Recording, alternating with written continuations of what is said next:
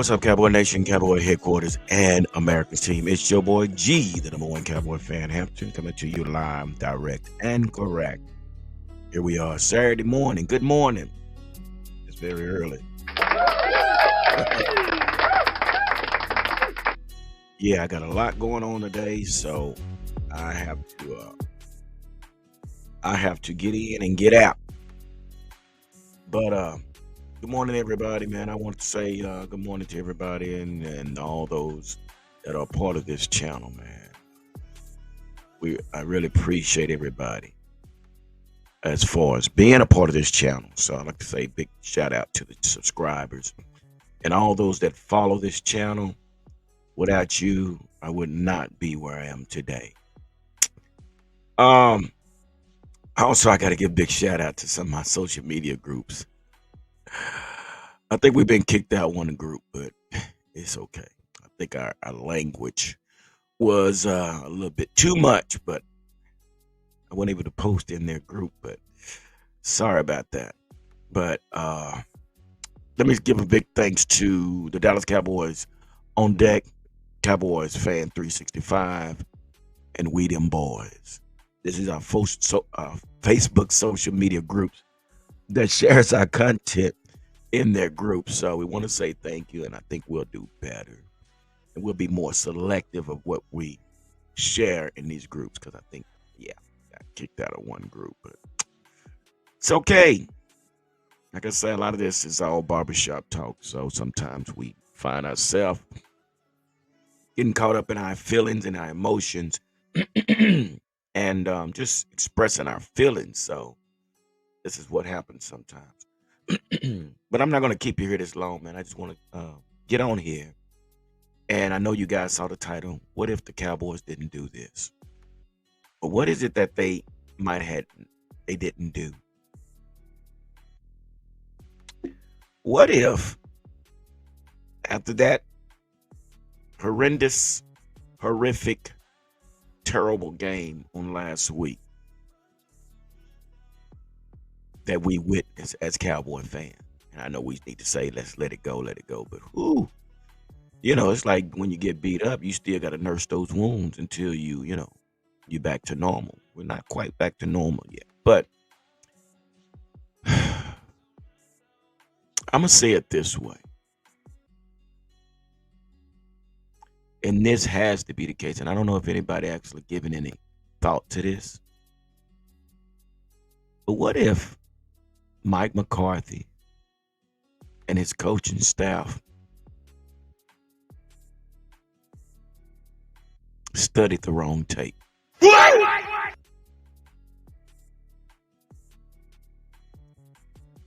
What if Mike McCarthy, Brian Schottenheimer, Dan Quinn, Bones Foster,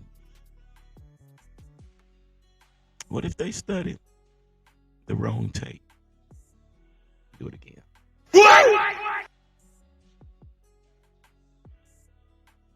And I say that to say there's no way the way we played, we studied the right tape. Now, mind you, San Francisco did lose their defensive coordinator, Tamiko Ryans, or whatever his name is, Ryan Tamiko. I forget his name. So they have a new defensive coordinator. I think his last name is Wilkes or something. But let me share this with you. What if Mike McCarthy and his staff studied the last year's loss to the 49ers game? Instead of the Cowboys and the coaching staff researching and studying the 49ers week before last game and the game before that, they studied and went over last year's game. I can't make this up. Instead of Mike McCarthy, Dan Quinn scouting the 49ers game before our game and maybe the game before that game to come up with a game plan, they went all the way back to last year's game that we lost and they scouted that film, that game.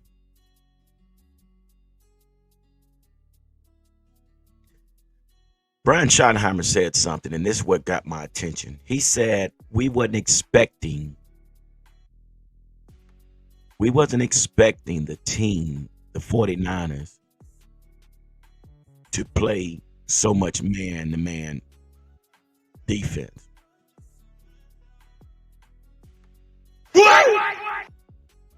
We wasn't expecting the 49ers to play man to man as much as they did. So, anyway, that right there told me that, yeah, they studied the wrong tape. And that's why we played so poorly. So, I just wanted to share that with you guys. That this is the only reason we played so bad. And that's why we look so terrible. So I'm seeing a deja vu here, guys. Dallas Cowboy rumors, CeeDee Lamb's unhappiness with the Cowboys. Now, does this remind you of anything of a receiver we once had, of a couple of receivers we once had? This is starting to be a vicious cycle with our receivers being frustrated. Now, Dez played up under Shanahan. This is something that's familiar. Dez was up under Scott Linehan, Mari Cooper was up under Kellen Moore, and CeeDee Lamb is under the guidance of Mike McCarthy. But all three of these receivers have been unhappy with either the offense or maybe the quarterback. So Dak says, if you have a problem with anything, just come up to me. The Cowboys receiver admitted, I didn't go to the best route in handling his frustration. Lamb reflected on his conversation with Prescott and specifically the quarterback's request about communication.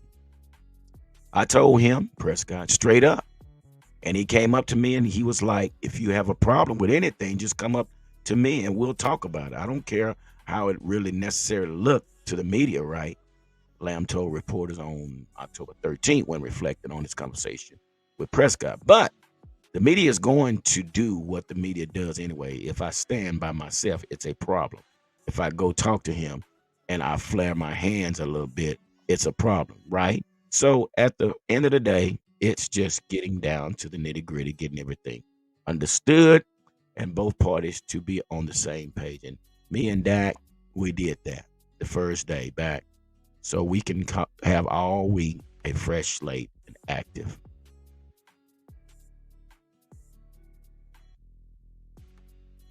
These receivers are frustrated. Now you had three different offensive coordinators, and all three of these receivers was frustrated. So, what is the odd man in this situation? Dak Prescott.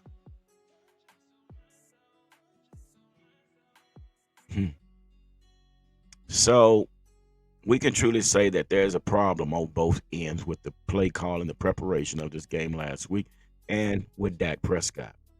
Mm. But it's also been told Jerry Jones had something to say. He said Dak Prescott, this has been reported, is a quarterback that can get us to the Super Bowl. And that's the way that's going to be. I'm going to do my Jerry impression. I want to be real clear. Dak is very capable of making this team be where we want it to go. We should recognize. I don't know, it's terrible. That's terrible. What y'all can imagine Jerry saying. I don't know why we listen to Jerry Jones. We should recognize that we had a very bad outing and San Francisco had a very good outing. But as far as sitting here saying we should completely change out the tiles here, that's not even in the code. And it's really ridiculous. Is it? We'll see these next two games. Since Jerry Jones always have to be on the microphone and report his opinions about the team. Coach Jerry Jones, the guy that sits in the players' meeting. Wow. Wait a minute. Yeah. Coach Jerry Jones. So, yeah, these next two games. We got a game coming up Monday night against the Chargers, Kellen Moore. Now, being at OTAs, watching Dan Quinn go up against Kellen Moore's offense, that offense didn't stand a chance. It was so bad for the offense that Dan Quinn had to put backups in when Kellen Moore was here, when he was in OTAs and minicamp, things like that. Training camp. Yeah. So I say that to say, hopefully, the things that Dan Quinn knows about Kellen Moore, it should work. Maybe he'll be successful. But time will tell. This is all about how we recover from that beatdown. Because we definitely got Earl Spence, and no pun to Earl Spence, but Earl Spence know what it is. We got Earl Spence. So, Chargers, Monday night. I see a wide open offense coming at our DBs. I don't see the same type of offensive play calling that the 49ers called. I still see the 5 wide. Kellen Moore doing what he does because Kellen Moore plays are scripted. He has a scheme that he runs, and that's what he's going to do. And I think the Chargers have already given up 14 sacks in 5 games. So, let's see who makes the best chess move come Monday night. But like I say, these next 2 games will tell the tale of the Dallas Cowboys. Because right after that, we have the Los Angeles Rams.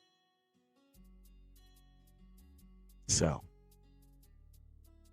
it's all about putting up, shutting up. But anyway, I just had to get on here. I got things going on today. But I just wanted to share what was going on. What if Mike McCarthy and his coaching staff scouted the game from last year's loss to the 49ers instead of studying the game of the 49ers the week before or the week before that, before we played them?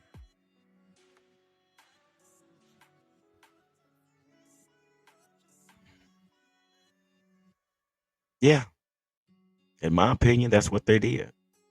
They took last year's game and sat down and how did we lose this game to the 49ers? Let's go back and look and see what we did wrong.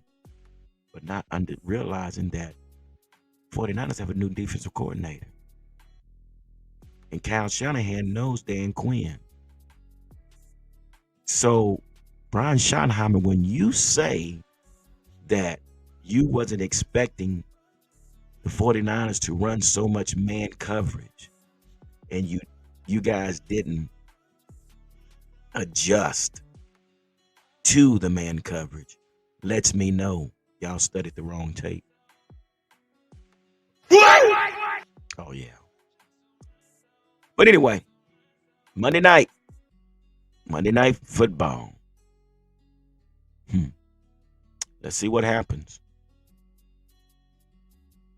We have signed a new linebacker, Rashawn Evans. I think that's his name. I like this kid.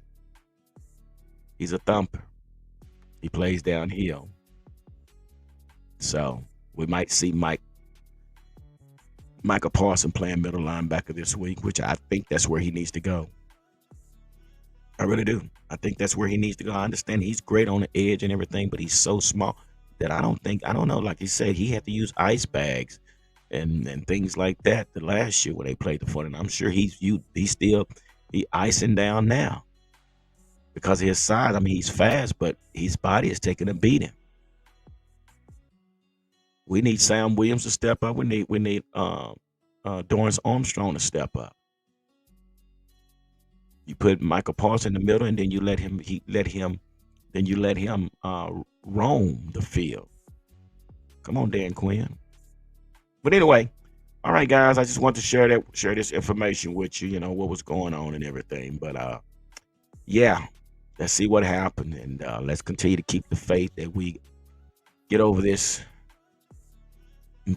drought, this 1 week drought, and we get back on course. So, like I always say, stay safe and continue to be blessed. It's your boy G, the #1 Cowboy fan. Hampton. Deuces.